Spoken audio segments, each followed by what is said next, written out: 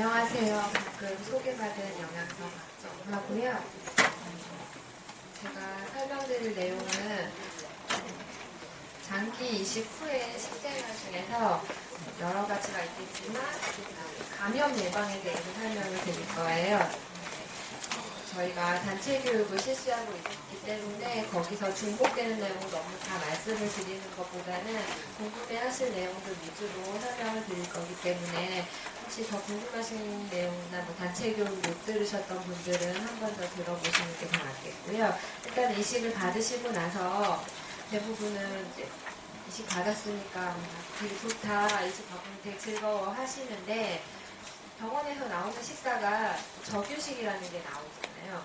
그 식사를 받고 나면 이거는 일반 식사도 아니고 다 익혀서 나오고 왜 이런 식사가 나올까 또 궁금해하시는 경우가 있고, 그래서 반찬을 끼니마다 만들어 먹어야 되는지, 요구르트는 먹으면 안 되는 건지, 결국은 먹을 게 없잖아 이렇게 생각을 하셔가지고, 특히나 심장 이식 받으신 분들은 심장 이식 받기 전에 식사 제한이 너무 많았기 때문에 이식을 받으면 아무거나 먹을 수 있겠구나 그렇게 생각을 하시다가 갑자기 적유식이라는 걸 하시게 되다 보니까 좀 이런 식으로 다시 그냥 이식 받기 전으로 돌아가 버릴까 이렇게 생각하실 수도 있으실 텐데, 일단 감염 예방 식사라는 거는 어렵게 생각하실 필요는 없으세요. 대부분 우리가 밥을 먹는 방법을 알려주세요 해서 밥을 먹는 방법을 종이로 하나씩 써가지고 밥을 먹으려면 쌀을 씻고 그 다음에 반찬 어떻게 만들고 이렇게 하나하나 그거를 말로 설명을 하면 힘들지만 우리 밥 먹는 거 어려워하게 생각하지 않잖아요. 하지만 아이들한테는 조금은 가르쳐주지만 그게 습관이 되면 어려운 건 아니고, 또 그래서 감염 예방 원칙은 식중독 예방 원칙에 따르면 되는데, 식중독 예방 원칙이라는 것도 쉽게 말해서 아이들을 생각해 보시면 우리가 아이들한테 회부터 먹이는 부모는 없을 거예요. 대부분 다 잘 익혀서 주고, 이렇게 상온에 오래 둔 거 안 주고, 시간 지난 거 안 주고, 깨끗한 거 챙겨주고 하는 그 정도로 생각을 하시면 되는데, 그거에 대해서 저희가 이제 말씀을 드리고 하니까 그게 조금 더 어렵게 느껴지시는 분들이 있어서, 어렵지 않다는 거를 그냥 우리 일반적인 식사를 깨끗하게 해서 먹으면 된다는 그 원칙에 대해서 설명을 드릴 거니까 다시 한번 말씀드리지만 너무 복잡하게 생각하지 않으시는 게 좋으세요. 일단은 그 기간에 따른 식생활 원칙은 조금 나눠져 있어서 그걸 먼저 설명을 드리면, 일단 병원에 입원하셔가지고 이식을 받으신 직후에는 병원에서 제공되는 적유식을 드시게 되는데, 병원에서 제공되는 적유식이라는 거는 가장 엄격하게 모든 거를 많이 세균이라는 게 가장 침입하지 않도록 하기 위해서 음식도 완전히 다 가열 처리를 하지만 조리 기구나 식기도 다 가열 소독이 돼서 제공이 되는 거고, 우유도 멸균 우유만 제공이 되는데 이거를 집에 가서 그대로 하실 필요는 없으시고요.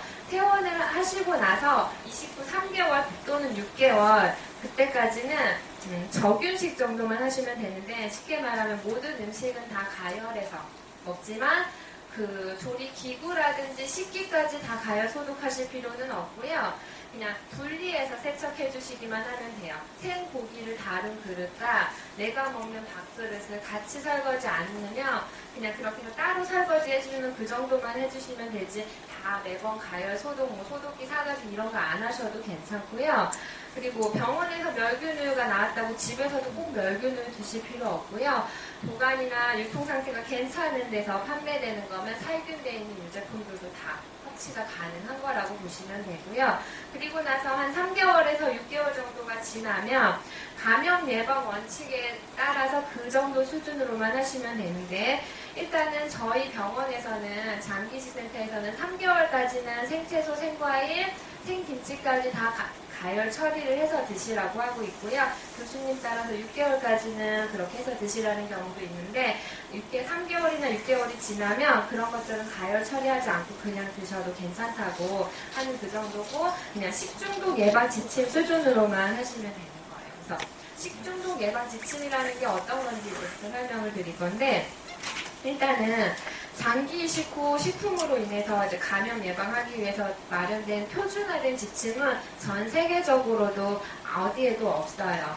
표준화된 거는 없지만 대부분 어떻게 써 있냐면 지금 미국 같은 경우에는 그 FDA, 우리나라는 KFDA, 식품의약품안전청이 미국에는 그냥 FDA라고 하는데 그 FDA에서 정한 관리 지침 그리고 질병관리본부에서 권장하는 식품위생 지침에 따라서 하도록만 하고 있어요. 그래서 오히려 지나치게 식품을 이것저것 제한을 하시다가 식사량이 부족하게 되면 누구라도 잘 못 먹으면 면역력이 떨어져요. 내가 면역 억제제 먹어서 면역력이 떨어지는 것보다 못 먹어서 떨어질 위험이 더 높기 때문에 지나치게 제한하는 건 절대로 권장하지 않고요. 그냥 식중독 예방 원칙에 따라서 그냥 어느 정도 그것들을 좀 지키는 선에서 식사를 잘 챙겨 먹는 거 그게 가장 중요하다 그렇게 보시면 되고요. 일단 식중독 예방 지침이라는 거는 지금 쉬는 시간 동안에 저희가 동영상 하나를 틀어드렸는데 그게 소리가 나와야 됐는데 이제 안 나오긴 했는데 그 세 가지 3대 원칙만 잘 지키시면 돼요. 저기 보이는 손 씻기, 그리고 익혀 먹기, 끓여 먹기. 자, 이거에 대해서 설명을 해드릴 건데 일단 식중독이라는 거는 뭐냐면 식품에 있는 문제가 될 수 있는 미생물이나 유독 물질들이 그것 때문에 감염이 되거나 아니면 그 독소형이 문제를 일으켜서 발생하는 질환인데 주로 배가 아프다든지 토를 한다든지 설사한다든지 열이 난다든지 하는 이런 증상들이 나타나는 걸 보고 식중독이라고 하는데요. 식중독이 원인이 되는 물질들이 세균이 있을 거예요. 이름은 너무 어려우니까 뭐 굳이 알려고 하실 필요는 없고요.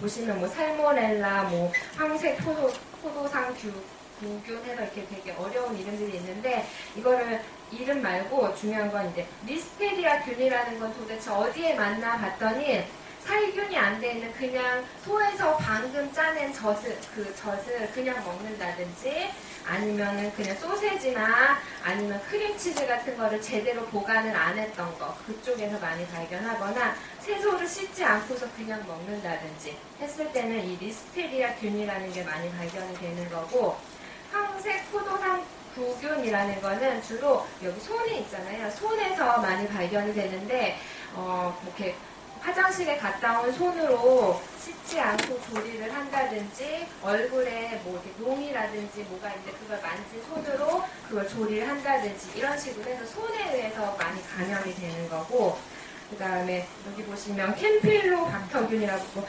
닭고기가 있잖아요. 닭고기를 제대로 잘 안 익혀서 먹었을 때 그때 생길 수 있다든지 장염 비브리오균이라는 거는 여기 조개 모양이 보이시죠? 어패류 이런 것들을 제대로 안 씻거나 그리고 어패류는 보통 바다에서 난 거니까 바닷물로 씻으시면 오히려 균이 더 감염이 되고요. 깨끗한 그냥 수돗물 같은 거를 염분기가 없는 물로 닦으셔야 되거든요. 그런 걸로 씻어가지고 깨끗하게 드시거나 하시면 괜찮은데 그거를 그냥 뭐 익히지 않고 제대로 안 익히고 먹었다든지 했을 때 발생할 수 있는 균이고 살모넬라라는 균은 제대로 조리를 다 안 한 상태로 또 조리하고 나서 오랫동안 방치한 다음에 먹는다든지 했을 때 생기는 것들이에요. 그러니까 여기서 공통적으로 보이는 것들이 3분의 5에 방치를 했다든지 제대로 안 익혀 먹었다든지 했을 때 이런 균들이 생길 수가 있는 거거든요. 그러니까 잘 익혀서 먹으면 된다는 거고 여기 보시면 가장 많은 식중독 원인 물질이 병원성 대장균하고 노로바이러스라는 건데요. 이거는 사람의 분변 화장실을 갔다 와서 그 손을 깨끗이 안 씻었다든지 아니면 그것 때문에 오염된 물 같은 것들을 잘못 먹었다든지 했을 때 발생하는 거라서 가장 중요한 건 화장실 갔다 와서 손을 잘 씻는 거 그 정도만 해주시면 되는 거예요. 그래서 식중독 예방 3대 원칙이 첫 번째가 손 씻기예요. 손을 흐르는 물로만 씻어주셔도 상당한 제거 효과가 있는데 거기다가 비누를 이용해가지고 20초 이상 닦아주시면 99.8%는 제거가 된다는 거고요. 거기다가 그래도 나는 조금 더 깨끗하게 씻고 싶어 하면 그 소독제 같은 상업용 소독균이 있잖아요. 그런 것들을 이용하시면 조금 더 잘 된다는 거라서 일단은 손을 씻는지 안 씻는지가 중요한 거라서 대부분들은 손을 잘 씻는 편이세요. 환자분들은. 그런데 가족분들이 손을 잘 안 씻는 경우들이 있어서 가족분들이 같이 다 손을 좀 잘 씻어주시는 게 필요하겠죠. 같은 것들을 만지고 살기 때문에 그래서 손 씻기는 화장실 갔다 오고 나서 아니면 코 풀거나 재채기 하고 나서 애완동물 만지고 나서 담배 피고 나서 쓰레기 같은 거 만졌을 때 외출하고 돌아왔을 때 조리 전에 재료를 만진 후에 그리고 뭐 다른 신체 부위를 만지거나 긁거나 했을 때 모두 손 씻기를 해주시는 게 아무래도 식중독 예방하는 데 도움이 되겠다는 거고요.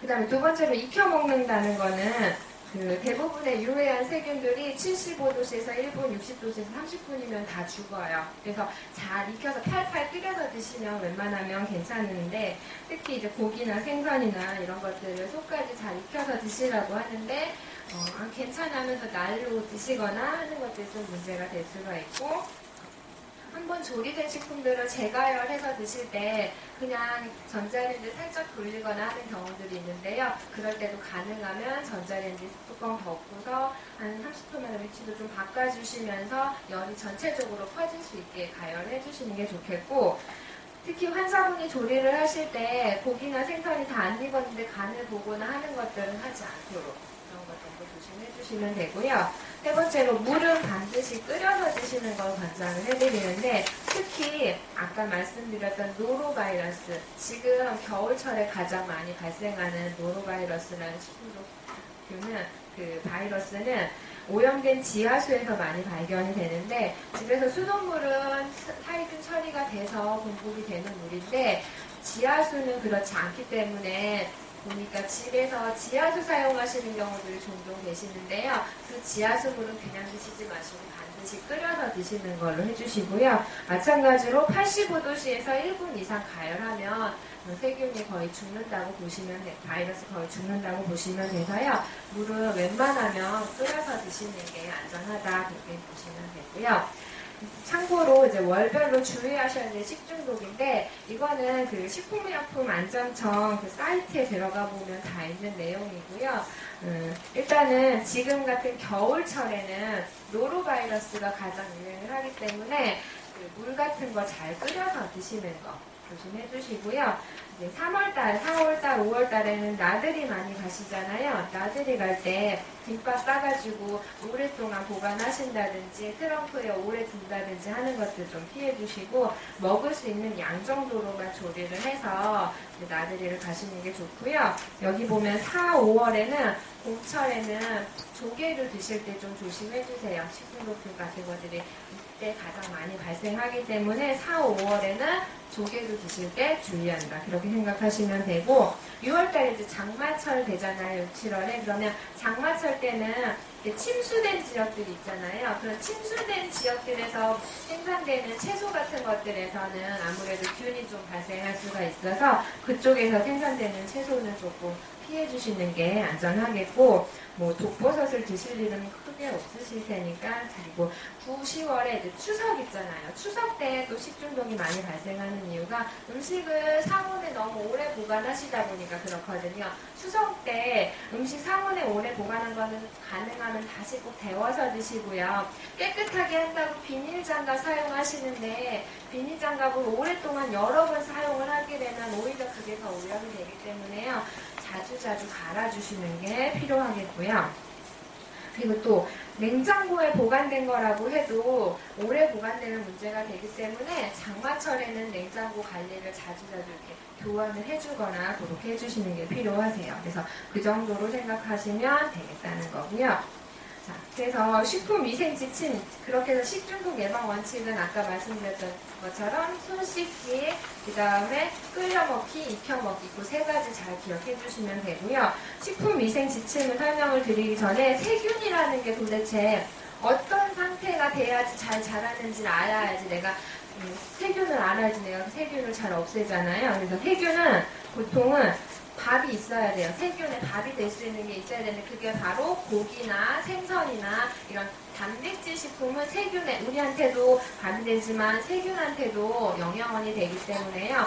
고기나 생선이나 이런 것들에서 식중독이 더 많이 발생을 하는 거거든요. 그래서 장조림 막 잔뜩 해놓고서 드시거나 이렇게 하지 마시고요. 그냥 며칠 드실 분량 정도로만 해놓고 드신다든지 그렇게 해주시는 게 좋겠고 그 다음에 세균은 5도씨하고 60도씨 사이에서 가장 번식을 잘해요. 이게 바로 상온이거든요. 그래서 냉장고는 항상 4도씨 이하로 유지될 수 있도록 냉장고 온도를 한 번씩 체크해 주시는 게 좋겠고요.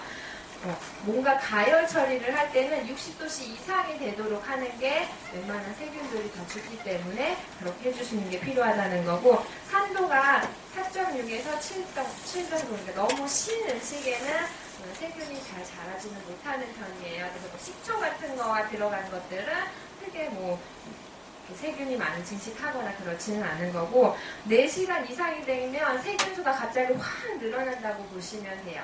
상온에서 4시간 이상 방치하지 않도록 조심해 주시고요. 수분이 많은 것들이 또 세균이 많이 증식을 하기 때문에 수분이 없는 것들은 곰팡이균은 생길 수 있지만 세균은 많이 생기지는 않아요. 그렇게 아시면 되고, 일단 세균의 영양원이 될 수 있는 식품은 예를 들어 조리한 고기다 그러면 하루 이틀 정도만 보관하시고, 장조림은 그래도 염도가 조금 있으니까 그래도 너무 오랫동안 보관하지는 않고 냉장고에 4도씨 이하로 유지해서 보관을 해주시는 게 좋겠고, 쌈장 같은 경우에는 그 쌈장 말고 채소가 다른 것들이 들어가다 보니까 서로 문제가 돼서 세균이 더 증식을 잘 할 수가 있으니까 그런 것들, 조리한 드레싱이나 소스 같은 경우들은 한 3일에서 7일 정도 사이에 다시 교환을 해주시거나 하는 게 필요하겠고요. 온도가 높으면, 그러니까 5도에서 60도씨면 문제가 될 수 있다고 했잖아요. 그래서 보시는 것처럼 상온에 2시간 이상 방치하지 않는 게 좋겠고, 부패 음식처럼 오래 노출되는 음식은 조심해 주시는 게 좋겠고, 그 다음에 냉동식품 해동하실 때 상온에서 해동하시는 건 절대로 금지예요. 그거는 여러 번 말씀드리지만 꼭 지키셔야 되는 거고요. 그리고 일부 세균들은 5도씨 이하에서도 보통 이제 그러니까 내온균이라고 하는 그 차가운 온도에서도 살 수 있는 저항성을 가지고 있는 균들이 있어요. 그래서 냉장고를 맹신하시는 건 안 되고요. 냉장고에 있는 것들도 자주 교체해 주시라는 거 꼭 기억해 주시면 되세요. 그래서 해동만 하실 때는 반드시 5도씨 이하 냉장고에서 물받침을 해두고서 냉장고 해동하시거나, 흐르는 물에 해동하시고요. 온수 해동은 안 되고요. 차가운 물에 해동하셔야 되고요. 전자레인지 해동하시거나 그렇게 해주시면 돼요. 자, 그래서 지금까지 제가 설명드린 이 정도 원칙만 지키시면 돼요. 그러니까 깨끗하게 먹고, 잘 씻어 먹고, 잘 익혀 먹고, 상온에 오래 두지 않고, 이 정도만 하시면 되는데 그걸 너무너무 어렵게 생각하시는 경우가 있거든요. 그래서 여기 보시면 식중독 예방 대국민 홍보 사이트라는 게 있는데, 식품의약품안전청에서 만든 거예요. 모든 국민들한테 이제 홍보하기 위해서 한 건데, 사실 내가 여기에 별로 관심이 없으면 여기 찾아 들어가서 보시는 경우가 별로 없거든요. 그래서 혹시 조금 더 자세하게 알고 싶으시면 이 홈페이지에 들어가서 자세하게 보시면 제가 지금 말씀드린 내용들이 여기에 다 있는 거거든요. 이 정도 수준으로만 하면 된다, 그렇게 생각을 하시면 돼요. 자, 그런데 이렇게 말씀을 드려도 한 가지씩 궁금해하시는 것들이 있어서 그거를 조금 설명을 드리면, 일단 살균우유라든지 요구르트, 요플레, 아이스크림 먹어도 괜찮나요 하시는데 드셔도 괜찮아요. 그냥 낮게 포장되어 있는 거 사시는 게 안전하겠고, 개봉하자마자 드시면 좋겠고, 냉장고가 잘 되어 있는지, 유통기한 많이 남아있는지 그것만 확인하고서 드시면 괜찮고요. 치즈 중에서는 위에 있는 여기 요 2가지 중에서 요 위쪽에 있는 것들은 치즈를 만드는 과정에서 그냥 숙성을 시키거나 세균을 이용해서 숙성을 시키는 것들인데요. 이런 것들은 살균해서 판매되는 제품은 모두 다 드셔도 괜찮으시고요. 조리되지 않은 채소가 들어가 있을 경우에는 조금 피해 주시는 게 좋지만, 뭐 모짜렐라 치즈 그냥 냉동되어 있는 거 사서 음식에 이렇게 뿌려가고 가열 처리해서 드셨다든지 이런 것들 괜찮고요. 대신에 이 밑에 있는 치즈는요, 곰팡이를 이용해서 숙성시키는 치즈 종류인데요. 이거는 가열 처리를 해도 가능하면 섭취하지 않도록 권장을 하고 있어요. 그래서 요즘에 피자 중에서 뭐 까망베르 치즈가 들어간 피자라든지 블루 치즈가 들어간 거, 뭐 고르곤졸라가 들어간 피자, 이런 것들이 있는데요. 그 피자는 좀 피해 주시고, 위에 모짜렐라 치즈라든지 뭐 이런 것들 들어간 치즈, 그 피자는 드셔도 괜찮으세요. 우유나 이런 것들은 살균 온도가 두유에 비해서 굉장히 높아요. 그런데 두유는 살균 처리할 때는 조금 낮은 온도에서 살균 처리를 하는 경우가 있어서 가능하면 멸균 제품으로 구입을 해서 드시는 게 안전한데, 웬만한 시중에 큰 마트에서 판매되는 웬만한 두유들은 다 멸균 처리를 해서 제공이 되고 있는데, 대부분 착각하시는 게 멸균 팩에 들어있어야지 다 멸균 제품이라고 생각하시는데요. 병에 들어있어도 옆에 멸균 제품 이렇게 써있으면 멸균 제품인 거예요. 그 팩이나 병이 중요한 거는 아니니까요. 옆에 써있는 거 보시면 되는데, 살균 제품은 대부분 유기농 매장에서 판매되는 제품들은요, 콩의 그런 단백질이나 이런 영양소를 많이 파괴하지 않는다고, 그래서 살균을 해서 판매하는 경우가 많거든요. 그래서 유기농 매장에서 판매되는 두유 제품은 멸균인지 살균인지 꼭 확인하시는 게 좋고요. 웬만한 대형 그냥 이렇게 일반적으로 판매되는 두유들은 그냥 드셔도 대부분 멸균 제품이다 이렇게 보시면 되고요. 통조림 햄 이렇게 캔에 들어있는 햄들은 그건 멸균 제품이라고 생각하시는 분들이 많은데요. 멸균 제품 아니고 그냥 살균 제품이에요. 그래서 그런 것들, 통조림 햄을 그냥 드시는 경우들이 가끔 계세요. 뜯어서. 근데 한번 가열 처리가 된 고기나 이런 것들은 다시 재가열해서 제가 드시라고 했잖아요. 그래서 깡통에 들어있는 햄들을 드실 때는 반드시 가열 처리해서 드시고요. 완두콩 통조림에서 식중독 세균이 발생하는 경우들이 꽤 있다고 하니까요.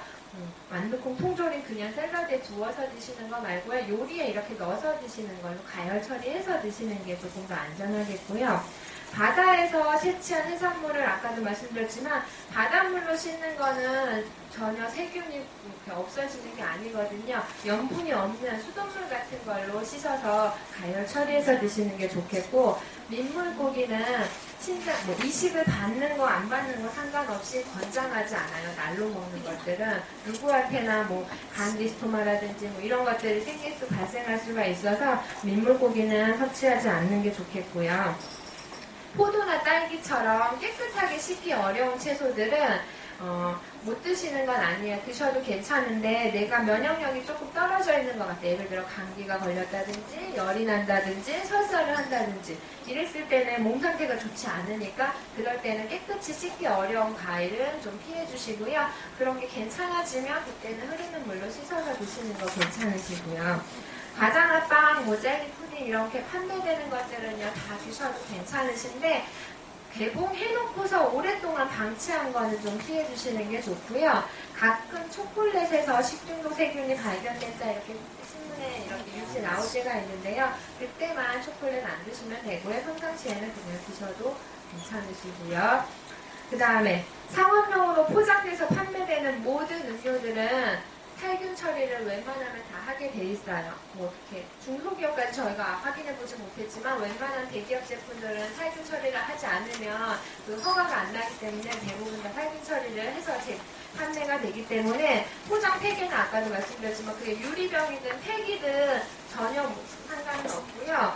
다 사서 드셔도 괜찮으세요. 대신에 개봉하고서 가능하면 빠른 시간에 섭취하시는 게 좋고요. 생수는 아까도 말씀드렸지만 물은 웬만하면 끓여서 드시는 게 안전하긴 한데 어쩔 수 없이 생수를 사서 드셨다 그러면 빠른 시간 내에 개봉하고서 드시는 게 좋고요. 생수 중에서는 살균이 약하게 되어 있는 경우가 대부분이라서 그냥 수건지에서 끌어올려서 자외선 살균 한 번 정도만 하는 경우가 많아서 그걸 너무 이렇게 맹신하고 이렇게 많이 싸놓고서 드시는 경우가 있어요. 집에서 물 끓여서 드셔도 되는데 생수가 더 깨끗한 줄 알고 이렇게 싸놓고 드시는 분들 그렇게 하지 마시고요. 그냥 집에 있는 물 끓여서 드시는 게 더 안전하다고 보면 되고요.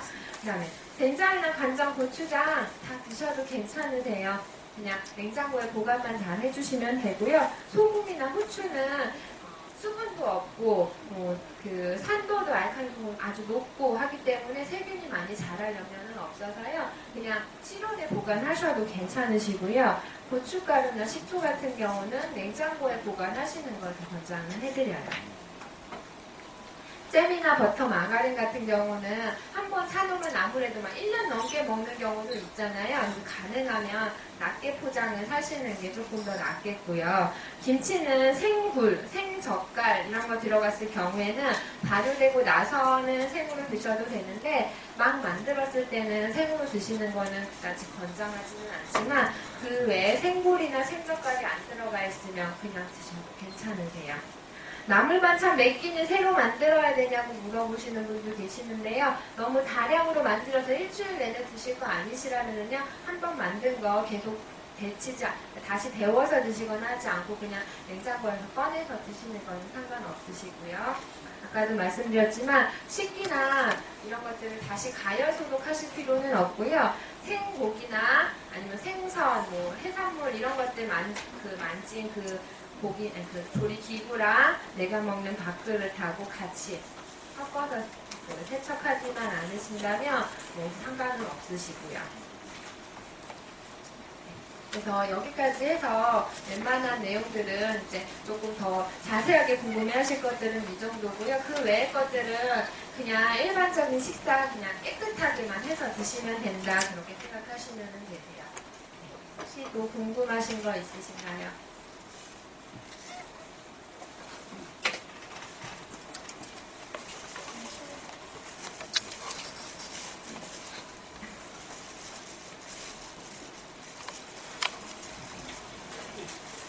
아, 3월달에 간이식을 해놨는데요. 중간에부터 간이 수치가 좀 올라가가지고, 네. 지금은 146, 146 올라왔거든요. 네. 오늘은 그러는데.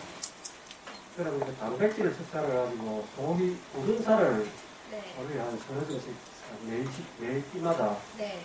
서너 점씩 한 2kg 먹고 있는데, 네. 간 수치 올라왔을 때 계속 고기를 먹어도 되는지, 간 관련해서 일단 고단백식으로 하시는 것만 아니라면 지금 말씀하신 3-4점 드시는 거는 전혀 문제가 되지 않고요. 그 정도는 안 드시는 것보다는 오히려 그 정도 드셔도 괜찮으세요. 예를 들어서 간이 정말 더 많이 안 좋아서 간성 내증이 발생했다든지 했을 경우에는 정말 아주 철저하게 한 일주일 정도는 고기나 생선은 아예 못 드시게 하지만 그게 아닌 경우에는 간이 조금 안 좋아졌다고 단백질을 무조건 제한하는 일은 없고요. 지금 드시는 양은 문제 없으세요. 그리고 11월 20일 날 퇴원하면서 당도가 안 나올 때 이동을 했는데 퇴원하면서 네. 탄수화물을 섭취량을 좀 줄이라 그러더라고요. 어디가 안 좋으실까? 담도요? 당도가 늘어나가지고 한 일주일 정도 입원해가지고 내시경을 시술했거든요. 네. 근데 퇴원하면서 간호사 선생님께서 탄수화물 섭취량을 좀 줄이라고 이야기하는데 당이 높아지신 게 아닌지 탄수화물은요? 예. 그리고 간식으로 고구마를 끼니마다 조금씩 먹거든요. 네네. 그런 부분에 대해서 어떻게 하면 일단 보통 담도나 그쪽에 문제가 생겼을 땐 지방을 제한하는 경우는 좀 있는데요. 제가 그때 상황이 정확하게 어떤 건지 잘 모르겠지만 탄수화물을 무조건 제한하지는 않고요. 당이 높아지신다든지 했을 때는 지금처럼 매 끼니마다 고구마를 드시는 거는 절대 권장하지는 않거든요. 그런데 식사량이 예를 들어 밥을 많이 못 드셔서 고구마로 대체했다든지 했던 것들은 크게 문제는 없으시고요. 당은 정상적이거든요. 네, 그러면 고구마 드시는 거는 괜찮을 것 같아요. 그때는 어떤 상황이어서 그렇게 말씀하셨는지는 모르겠지만 당도 자체만으로는 탄수화물을 제한하라고는 저희는 말씀을 드리지는 않거든요.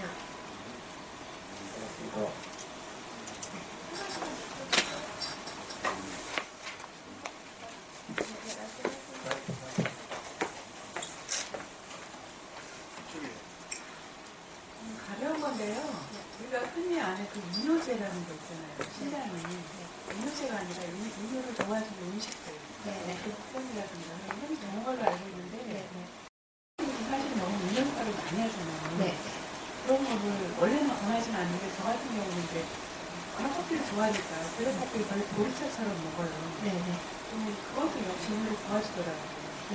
그렇게 해도 그게 바람직한 지금 거예요. 신장이식 관증이에요. 일단 이뇨를 도와준다고 알려져 있는 옥수수 수용차라든지 호박물 다리거라든지 이런 것들은 이뇨 작용을 하면서 몸에 칼륨을 남기기 때문에 신장 기능이 많이 안 좋아졌을 때는 칼륨이 상승할 염려가 있어서 못 드시게 하고 있고요. 그렇지 않고 지금처럼 신장 이식을 받고 신장의 기능을 정상으로 하고 싶으면 아예 못 드시게 하는 건 아니지만 그래도 별로 권장하는 종류는 아니고요. 커피 같은 경우에는 연하게 하루에 한두 잔 먹었다. 이 정도는 뭐 크게 문제는 없지만 아무리 보리차처럼 연하게 했다 해도 그거를 많은 양을 드시게 되는 거는 카페인 양이 너무 많아지기 때문에 권장하지 않고 있고요. 이뇨하고는 상관없이 그렇게 드시는 건 별로 권장해드리지는 않아요.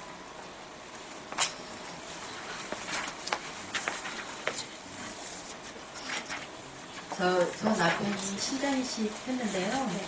얼마 전에. 근데 투석할 때 저는 그 식사하는 방법을 네. 이게 접시에다 그냥 반찬을 대여섯 가지 한끼 먹을 정도로 그래서 내놓고 했는데 네. 이제 신장이식 했으니까 네. 냉장고에 뭐 매일같이 반찬은 못하지만 그래도 한 이틀 이렇게 하다가 네. 그냥 이렇게 유리에다 담아놓고 전처럼 네. 한 접시에다가 이렇게 담아 내놓는 것도 괜찮지 않을까? 네, 아무 네, 상관없으시고요. 식기를 그러니까 녹그릇이 좋다고 하는데 그게 괜찮은가요? 그릇은 아무거나 사용하셔도 상관없고요. 나무 그릇 같은 경우에는 도마 같은 경우에 나무 도마 같은 경우에는 세균이 증식을 잘 할 수가 있어서 나무 도마 오래 사용하셨을 경우에는 플라스틱으로 바꾸라고 권장은 해드리지만 뭐 특별히 녹그릇을 사용하세요 그런 것들은 진짜 사항이 없어요.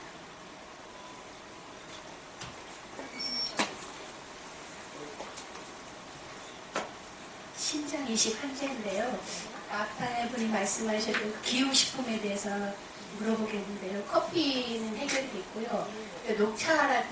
녹차까지도 괜찮다고 그랬는데, 뭐 예를 들어 뭐 보이차라든가 뭐 우롱차라든가 이런 차에는 어떤 일단 발효차는 그냥 차에 비해서 세균이 더 증식을 많이 할 수가 있어요. 그래서 가능하면 그런 것들을 드실 때 살짝 이렇게 식은 따뜻한 물에다가 이렇게 우려내서 드시는 것보다는요, 그걸 넣고서 팔팔 끓여 드시는 게 조금 더 낫겠다고 권장을 해드리고, 많이 담아놓고서 계속 들고 다니면서 드시는 거는 그다지 권장하지는 않고 있고요. 아예 못 드시는 건 아니에요. 드셔도 괜찮으시고, 하루에 한두 잔 정도로만 드시는 건 괜찮으세요. 그리고요 또 한 가지가 있는데요. 저는 신장과 췌장을 동시 이식을 했거든요. 그러다 보니까 이제 방광에다가 췌장 이식을 놓았어요. 그래서 변비가 좀 있으면은 소변이 자주 보고 싶은 그런 충동을 많이 느끼거든요. 그래서 변비를 없애기 위해서 섬유질을 무척 많이 섭취를 하고 있어요. 근데 전에 투석하던 그런 기억이 남아서 이제 섬유질을 많이 섭취하면서도 걱정이 되는 거예요. 혹시 칼륨이 많지 않나. 그리고 제가 지금 현미밥을 100% 복용을 하고 있거든요. 그러면서도 이거 면역력이 너무 좋아지는 것이 아닌가 그런 염려가 있는데 여기에 대해서 답변 부탁드립니다. 일단 섬유질이 많은 채소를 드시는 거는 크레아틴 수치가 괜찮으셔가지고 칼륨이 높아지실 염려가 없다면 굳이 그런 섬유질이 많이 들어있는 채소를 드시면서 걱정 안 하셔도 괜찮으시고요. 매번 오실 때마다 크레아틴인가 칼륨 수치는 확인을 하시잖아요. 정상 범위 안에서 유지가 잘 되고 있으면 그런 걱정 안 하셔도 괜찮고요. 현미를 먹으면 면역력이 좋아진다고 하는데 면역력이 좋아지면 내가 지금 면역 억제를 하는데 그게 걱정이신 거잖아요. 아무 상관없어요. 그냥 현미 드셔도 괜찮으세요. 맞습니다.